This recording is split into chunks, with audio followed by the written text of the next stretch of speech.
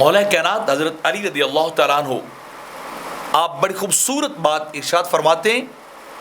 آپ فرماتے ہیں کہ کوئی آدمی جو ہے دنیا کے اندر نہ تو کسی پر وہ ظلم کرتا ہے اور نہ ہی وہ کسی کے ساتھ برائی کرتا ہے،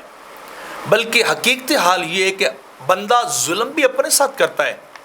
اور دوسروں کے ساتھ غلط کر کے وہ بندہ برائی بھی اپنے ساتھ ہی کرتا ہے. وہ دوسروں کو نقصان نہیں کرتا، وہ حقیقت میں اپنی ذات کا نقصان کر رہا ہے. اپنے ساتھ وہ جور و جفا اور ظلم اور غلط کام کر رہا ہے، کیونکہ اللہ رب العزت نے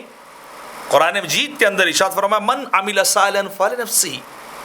کہ جو نیک عمل کرتا ہے وہ اپنے لیے کرتا ہے. ومن اساء فعلیہا، اور جو برا کرتا ہے اس کا بوجھ، اس کا نتیجہ بھی اسی شخص کے لیے ہوتا ہے.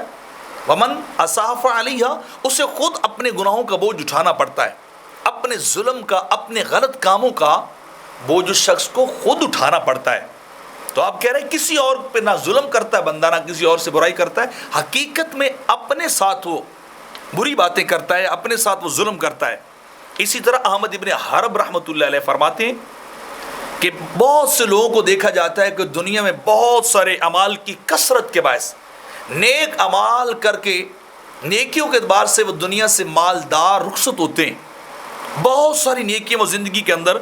کرتے ہیں، لیکن قیامت کے دن وہ آئیں گے تو مفلس ہوں گے، بالکل فقیر اور غریب ہوں گے، ان کی نیکیاں ان کے پاس نہیں ہوں گی.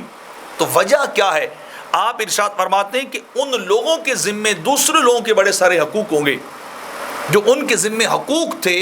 یا ان کے جو فرائض تھے حقوق العباد کے حوالے سے، لوگوں کے حقوق کے حوالے سے، وہ اس نے پورے نہیں کیے، ان کو اس نے کبھی جو ہے اوبے نہیں کیا تھا، پورا فلفل نہیں کیا تھا. تو جب لوگ اس حالت میں آئیں گے، اپنی نیکیاں جتنی بھی کر کے لے جائیں گے، جب حقوق پہ ڈاکہ ڈال کے جائیں گے تو یوم قیامت وہ خود اپنے ساتھ ظلم کرتے ہوئے مفلسی کی حالت میں آئیں گے.